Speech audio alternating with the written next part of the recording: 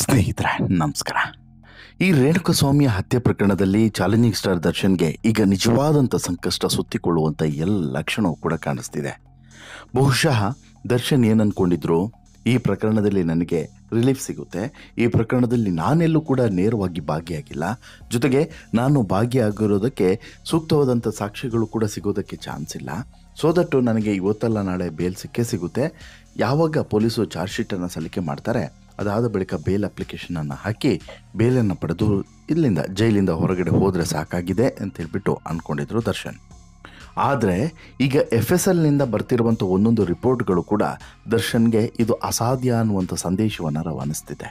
ಅಷ್ಟು ಮಾತ್ರವಲ್ಲ, ದರ್ಶನ್ ಮಾಡಿರುವಂಥ ಪಾಪ ಕೃತ್ಯಕ್ಕೆ ಸಾಕ್ಷಿಯಾಗಿ ಒಂದೊಂದೇ ಹೊಸ ವಿಚಾರಗಳು ಕೂಡ ಸಿಗ್ತಿದ್ದಾವೆ.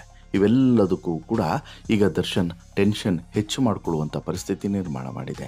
ಅಷ್ಟು ಮಾತ್ರವಲ್ಲ, ಸದ್ಯಕ್ಕಂತೂ ದರ್ಶನ್ಗೆ ಉಳಿಗಾಲ ಇಲ್ಲ, ದರ್ಶನ್ ಹೊರಗಡೆ ಬರೋದಕ್ಕೆ ಅಸಾಧ್ಯ ಅನ್ನುವಂತಹ ಸಂದೇಶವನ್ನು ಕೂಡ ರವಾನಿಸ್ತಿದೆ.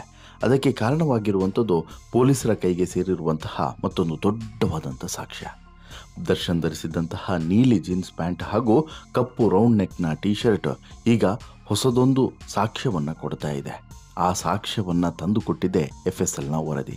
ಹಾಗಾದರೆ ಏನದು ಸಾಕ್ಷ್ಯ? ದರ್ಶನ್ಗೆ ಇದು ಯಾವ ರೀತಿ ಮುಳು ಆಗ್ತದೆ, ಜೊತೆಗೆ ದರ್ಶನ್ ಈ ಪ್ರಕರಣದಲ್ಲಿ ಆಗಿದ್ದ ಅನ್ನೋದಕ್ಕೆ ಇದು ಪ್ರಮುಖವಾದಂಥ ಸಾಕ್ಷಿ ಆಗ್ತದ? ಇದಕ್ಕೂ ಮತ್ತು ರೇಣುಕಸ್ವಾಮಿಯಲ್ಲಿ ಇರುವಂತಹ ಒಂದಷ್ಟು ರಕ್ತದ ಕಲೆಗಳಿಗೂ ಮ್ಯಾಚಿಂಗ್ ಇದೆಯಾ? ಇವೆಲ್ಲದರ ಬಗ್ಗೆನೂ ಕೂಡ ಸ್ಪಷ್ಟವಾದಂತಹ ರಿಪೋರ್ಟನ್ನು ನಿಮ್ಮ ಮುಂದೆ ಇಡ್ತಾ ಹೋಗ್ತೀನಿ. ಅದಕ್ಕಿಂತ ಮುಂಚೆ ನೀವು ಇನ್ನೂ ಕೂಡ ನಮ್ಮ ಚಾನಲನ್ನು ಸಬ್ಸ್ಕ್ರೈಬ್ ಮಾಡಿಲ್ಲ ಅಂದರೆ ದಯವಿಟ್ಟು ಕೂಡಲೇ ಸಬ್ಸ್ಕ್ರೈಬ್ ಮಾಡಿ ಸ್ನೇಹಿತರೆ. ಪಟ್ಟಣಗೆರೆ ಶೆಡ್ನಲ್ಲಿ ಹತ್ಯೆಯಾದಂತಹ ರೇಣುಕಸ್ವಾಮಿ ಇಲ್ಲಿ ಒಬ್ಬ ಅಮಾಯಕ ಅನ್ನೋದರಲ್ಲಿ ಎರಡನೇ ಮಾತೇ ಇಲ್ಲ. ಆದರೆ ಆತ ಅಮಾಯಕತನದ ಜೊತೆಗೆ ಒಂದಷ್ಟು ಕಾಮುಕತನವನ್ನು ಕೂಡ ಹೊಂದಿಕೊಂಡಿದ್ದ, ಅಥವಾ ಆತನ ಮನಸ್ಸಿನಲ್ಲಿ ದೇಹದಲ್ಲಿ ಅದೊಂದು ತುಂಬಿಕೊಂಡಿತ್ತು ಅನ್ನೋದು ಕೂಡ ಸತ್ಯ. ಅದನ್ನು ಕೂಡ ಮರೆಮಾಚುವಂತಿಲ್ಲ. ಆದರೆ ಈ ರೇಣುಕಸ್ವಾಮಿಯನ್ನು ಈ ರೀತಿ ಮುಗಿಸೋದ್ರಲ್ಲಿ ದರ್ಶನ್ ಮತ್ತು ಇಡೀ ಗ್ಯಾಂಗ್ನ ಪಾತ್ರ ಎಷ್ಟಿದೆ ಅನ್ನೋದ್ರ ಬಗ್ಗೆ ಇವತ್ತಿಗೂ ಕೂಡ ಸಾಕಷ್ಟು ಅನುಮಾನಗಳಿದ್ದಾವೆ. ಈ ಕುರಿತು ಪೊಲೀಸರು ತನಿಖೆ ಮಾಡ್ತಿರುವಂಥ ಸಂದರ್ಭದಲ್ಲಿ ಹೊಸ ಸಾಕ್ಷಿಗಳು ಕೂಡ ಪೊಲೀಸರಿಗೆ ಸಿಗ್ತಾನೆ ಇದೆ. ಇಲ್ಲಿ ದರ್ಶನ್ ಪಾತ್ರದ ಬಗ್ಗೆನೂ ಕೂಡ ಈಗ ಬಹಿರಂಗ ಆಗ್ತಾ ಇದೆ. ಈ ಪ್ರಕರಣದಲ್ಲಿ ಈಗಾಗಲೇ ದರ್ಶನ್ ಆ್ಯಂಡ್ ಗ್ಯಾಂಗ್ ಕಳೆದ 2 ತಿಂಗಳಿನಿಂದ ಜೈಲಿನಲ್ಲಿದೆ. ಪರಪ್ಪನ ಅಗ್ರಹಾರ ಜೈಲಿನಲ್ಲಿರುವಂಥ ದರ್ಶನ್ ಪೊಲೀಸರು ಯಾವಾಗ ತನಿಖೆಯನ್ನು ಮುಗಿಸ್ತಾರಪ್ಪ, ತನಿಖೆ ಮುಗಿದ ಮೇಲೆ ಅದು ಯಾವಾಗ ಚಾರ್ಜ್ ಶೀಟನ್ನು ಸಲ್ಲಿಸ್ತಾರಪ್ಪ ಅಂತೇಳ್ಬಿಟ್ಟು ಕಾಯ್ತಾ ಕೂತಿದ್ದಾರೆ. ಯಾಕಂದರೆ ಪೊಲೀಸರು ಚಾರ್ಜ್ ಶೀಟ್ ಸಲ್ಲಿಸಿದ ಮೇಲೆಯೇ ದರ್ಶನ್ ಜಾಮೀನಿಗೆ ಕೋರ್ಟ್ನ ಕದವನ್ನು ತಟ್ಟಲಿದ್ದಾರೆ. ಆದರೆ ಈಗ ಸಿಗ್ತಿರುವಂಥ ಸಾಕ್ಷಿ ಮತ್ತು ಒಂದೊಂದೇ ಹೊಸ ವಿಚಾರಗಳು ಹೊರಗಡೆ ಬರ್ತಿರೋದು ನೋಡಿದ್ರೆ ದರ್ಶನ್ಗೆ ಜಾಮೀನು ಕೂಡ ಅಷ್ಟು ಸುಲಭವಾಗಿ ಸಿಗುವಂತಹ ಸಾಧ್ಯತೆ ಇಲ್ಲ ಅನ್ನೋದು ಕೂಡ ಸ್ಪಷ್ಟವಾಗಿ ಗೊತ್ತಾಗ್ತಿದೆ. ಯಾಕೆ? ಆರೋಪಿಗಳು ಸದ್ಯ ನ್ಯಾಯಾಂಗ ಬಂಧನದಲ್ಲಿದ್ದರೆ ಪೊಲೀಸರು ತಮ್ಮ ತನಿಖೆಯನ್ನು ಆರಾಮಾಗಿ ಮಾಡಿ ಮುಗಿಸ್ತಾ ಇದ್ದಾರೆ. ರೇಣುಕಸ್ವಾಮಿಯ ಹತ್ಯೆ ಪ್ರಕರಣವನ್ನು ಎಲ್ಲ ಆಯಾಮಗಳಲ್ಲೂ ಕೂಡ ಪರಿಶೀಲನೆ ಮಾಡ್ತಿರುವಂಥ ಖಾಕಿ ಪಡೆ ಸಣ್ಣದೊಂದು ಸಾಕ್ಷಿಯನ್ನು ಕೂಡ ಬಿಡದೆ ಎಲ್ಲವನ್ನು ಕೂಡ ಕಲೆ ಹಾಕಿ ಅದನ್ನು ಚಾರ್ಜ್ ಶೀಟ್ನಲ್ಲಿ ಉಲ್ಲೇಖ ಮಾಡ್ತಿದೆ.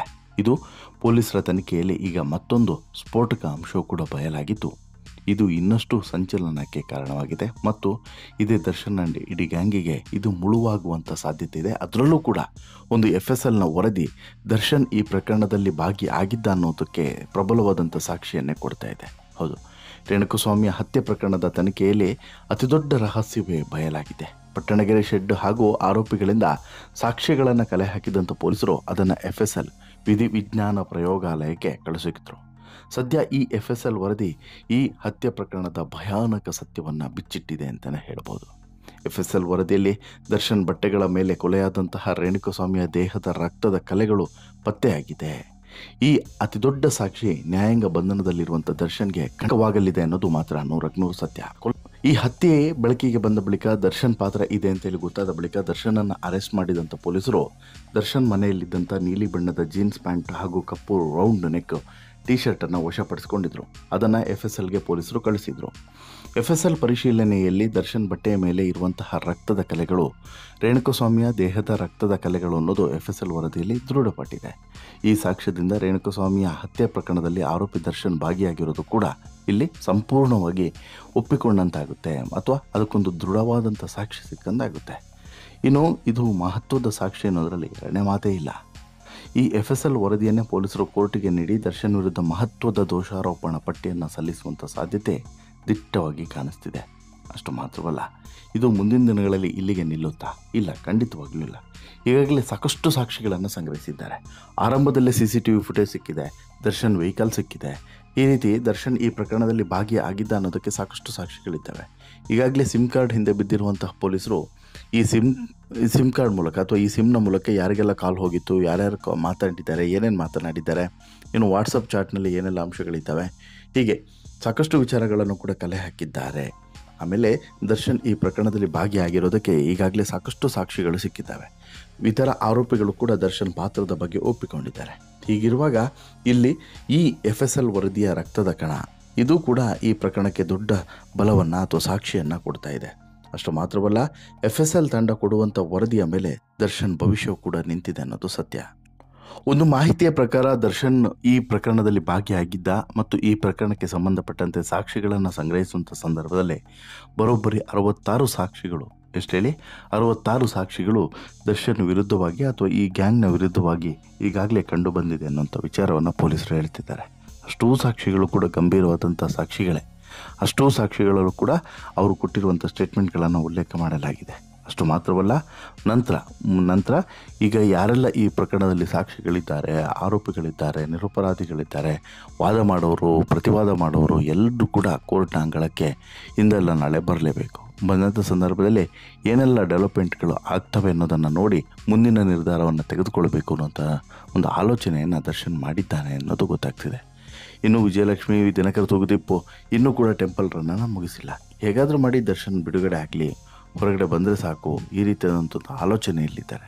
ಬಟ್ ಇದರ ರಿಸಲ್ಟ್ ಏನಾಗುತ್ತೆ ಅದು ಮಾತ್ರ ಸದ್ಯಕ್ಕಂತೂ ಗೊತ್ತಾಗ್ತಿಲ್ಲ, ಒಂದು ಭಾಗ.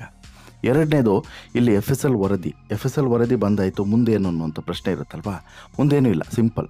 ಈ ಪ್ರಕರಣದಲ್ಲಿ ದರ್ಶನ್ ಭಾಗಿಯಾಗಿದ್ದಾರೆ. ದರ್ಶನ್ ಭಾಗಿಯಾಗಿದ್ದ ಅನ್ನೋದಕ್ಕೆ ಸಾಕ್ಷಿಯಾಗಿ ಈಗಾಗಲೇ ಸಾಕಷ್ಟು ಅಂಶಗಳು ಸಿಕ್ಕಿದ್ದಾವೆ.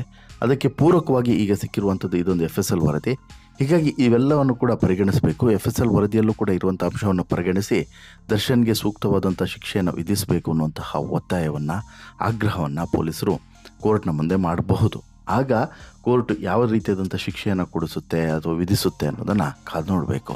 ಒಂದಂತೂ ಸತ್ಯ, ಇವೆಲ್ಲದೂ ಕೂಡ ದರ್ಶನ್ಗೆ ಮುಂದಿನ ದಿನಗಳಲ್ಲಿ ಜೈಲು ಭಾಗ್ಯದಿಂದ ಬಿಡುಗಡೆ ಸಿಗುವಂಥದ್ದನ್ನು ಸಿಕ್ಕಾಪಟ್ಟೆ ವಿರಳ ಮಾಡ್ತದೆ. ಇನ್ನಷ್ಟು ಮತ್ತಷ್ಟು ಇದು ಕ್ಲಿಷ್ಟವಾಗ್ತಾ ಹೋಗ್ತದೆ ಅನ್ನೋದು ಮಾತ್ರ 100ಕ್ಕೆ 100 ಸತ್ಯ. ಜೊತೆಗೆ ದರ್ಶನ್ ಈ ಪ್ರಕರಣದಲ್ಲಿ ಭಾಗಿಯಾಗಿದ್ದ ಅನ್ನೋದಕ್ಕೆ ಸಿಕ್ಕಿರುವಂಥ ಈ ಸಾಕ್ಷ್ಯದ ಬಗ್ಗೆ, ಬಟ್ಟೆ ಸಾಕ್ಷ್ಯದ ಬಗ್ಗೆ ನಿಮ್ಮ ಅಭಿಪ್ರಾಯ ಏನು? ದಯವಿಟ್ಟು ಕಮೆಂಟ್ ಮಾಡಿ ತಿಳಿಸಿ.